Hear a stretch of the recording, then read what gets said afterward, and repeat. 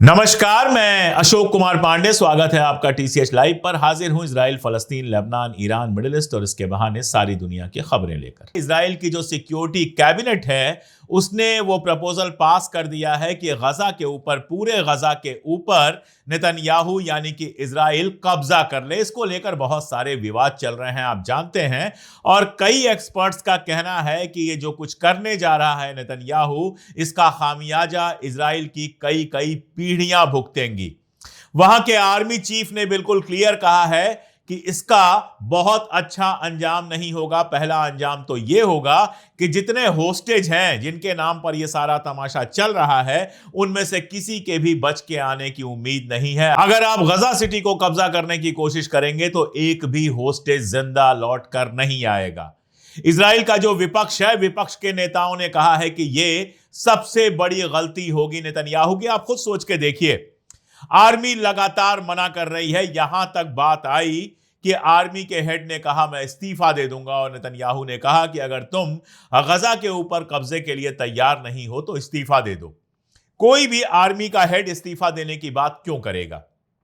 कोई भी आर्मी का हेड लड़ने से क्यों इंकार करेगा? इस बात को समझना चाहिए। नेतन्याहू ने कहा है कि आईडीएफ की 5 डिवीजन्स लगेंगी और 5 महीनों तक यह लड़ाई चलेगी, और 5 महीने में गजा के ऊपर पूरा कब्जा हो जाएगा इजराइल का। यह नेतन्याहू का अपना कैलकुलेशन है। याद कीजिए, 7 अक्टूबर के बाद कितनी ही बार नेतन्याहू ने कहा है 3 महीना और, 6 महीना और, 2 महीना और, लेकिन आज तक गजा के ऊपर पूरा कब्जा जिस तरह का वो चाहता था वो नहीं हो पाया। नंबर 1, जो होस्टेस थे, जो अगवा किए हुए लोग थे, वो वापस लौट के नहीं आए। नंबर 2, और हमास को पूरी तरह से खत्म नहीं किया जा सका। ये नंबर 3। अब एक बार फिर इसका कहना है गजा को लेकर कि हमास को खत्म करना है, गजा के ऊपर कब्जा करना है। अगर इस खबर की तह में जाएंगे, थोड़ा गहराई में देखेंगे, तो पता यह चलेगा कि 3 चीजें हो रही हैं। पहली बात तो यह कि पूरे गजा की बात नहीं हो रही है, केवल गजा सिटी की बात हो रही है, गजा शहर की बात हो रही है।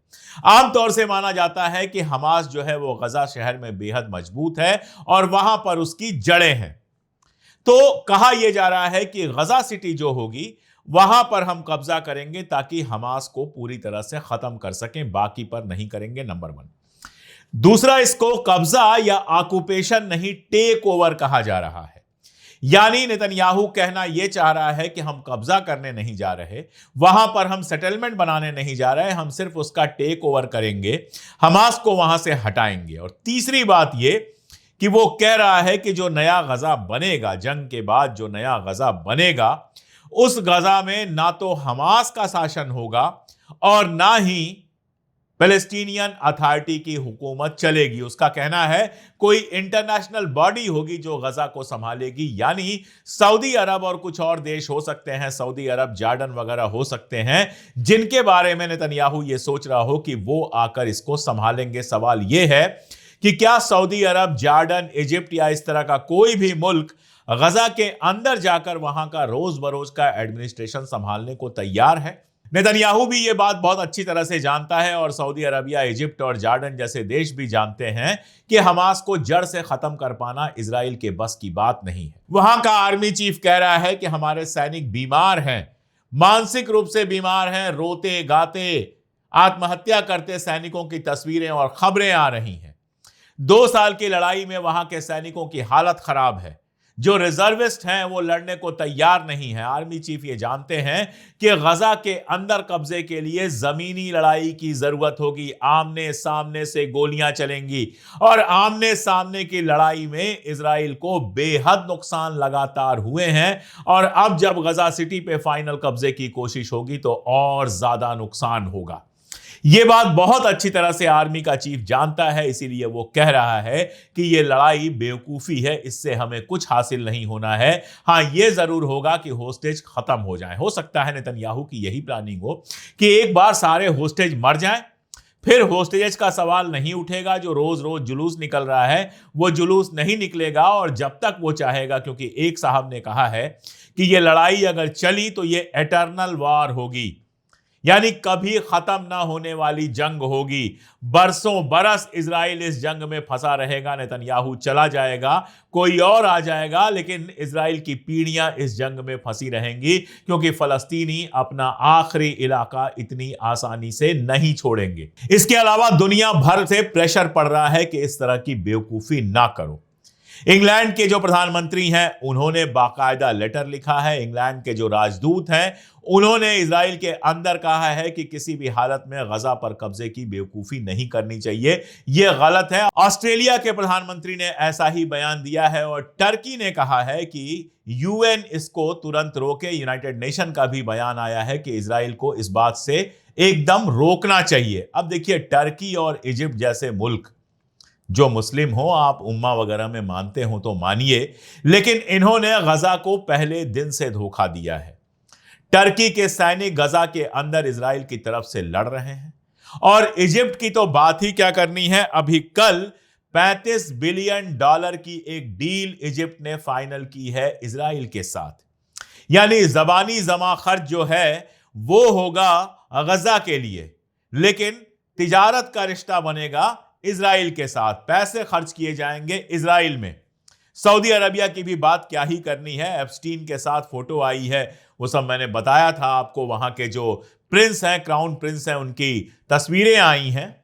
मदद वगैरह में जरूर सऊदी अरब ने काफी मदद की है, सबसे ज्यादा मदद की है गजा के अंदर, लेकिन सीधे कोई हस्तक्षेप करने के लिए वो भी तैयार नहीं है। तो इन मुल्कों की बात तो छोड़ ही देते हैं। इंग्लैंड हो चाहे वो बाकी सारे यूरोप के मुल्क हो, उनकी भी बातें ही ज्यादा हैं। बातों से आगे बढ़कर कोई कुछ करने को तैयार नहीं है। अभी तक किसी ने इजराइल के साथ कोई डील भी कैंसिल नहीं की है। अकेला छोटा सा मुल्क है बोलीविया, जिसने इजराइल के साथ डील्स कैंसिल की हैं। इंग्लैंड की हालत यह है कि आज भी उसके जहाज जो है वो गजा के ऊपर मंडरा रहे हैं और वहां जासूसी करने की कोशिश कर रहे हैं। अब ऐसे में इनके कहने फलस्तीन को खुद मुख्तार मुल्क का दर्जा देने वगैरह का मतलब ही क्या है। लेकिन एक मजेदार खबर यह है कि इजराइल ने धमकी दी है कि अगर ब्रिटेन ने फलस्तीन को खुद मुख्तार मुल्क का दर्जा दिया तो वो ब्रिटेन के साथ जितने सिक्योरिटी रिलेशंस हैं वो रिलेशंस तोड़ देगा। अब ये रिलेशन तोड़ने से इजराइल का ज्यादा नुकसान होगा या इंग्लैंड का ज्यादा नुकसान होगा, ये तो देखने वाला मामला होगा। वैसे मैं आपको बता दूं कि ना तो रिश्ते टूटेंगे और ना ही जो केवल जबानी घोषणा की जा रही है फलस्तीन को खुद मुख्तार मुल्क साबित करने की, दर्जा देने की, उसका कोई बहुत बड़ा असर जमीन पर होना है। जमीन पर असर तो तभी होगा जब फलस्तीन की आजादी के लिए काम किया जाएगा। एक और खबर मजेदार आई है। जो सबसे बड़ा इशू बना है फलस्तीन का वो है स्टारवेशन या भूख, कि फलस्तीन के लोगों को अभी भी खाना पूरी तरह से नहीं पहुंच रहा। हालांकि फलस्तीन के कई ट्विटर यूजर्स ने कहा है कि अब जाके वहां पर खाना पहुंचना शुरू हुआ है। लोगों के घर खाना पहुंचा है, दुकानों पर खाना पहुंचा है, बाकी सारी चीजें पहुंची हैं। लोगों का कहना है कि खाने पीने की हालत थोड़ी सी बेहतर तो हुई है, लेकिन यह मुद्दा बहुत बड़ा है। इतना बड़ा मुद्दा है कि बताया यह जा रहा है, और यह मैं नहीं बता रहा, वाईनेट न्यूज और टाइम्स ऑफ इजराइल जैसे इजराइल के अखबारों में यह खबर छपती है कि ट्रंप से बात हो रही थी फोन पर नेतन्याहू की। ट्रंप ने वहां के स्टारवेशन के भूख के बारे में बात की। नेतन्याहू ने कहा कि यहां पर कोई भूख नहीं है, और उसके बाद ट्रंप नेतन्याहू के ऊपर बुरी तरह से चिल्ला पड़ा।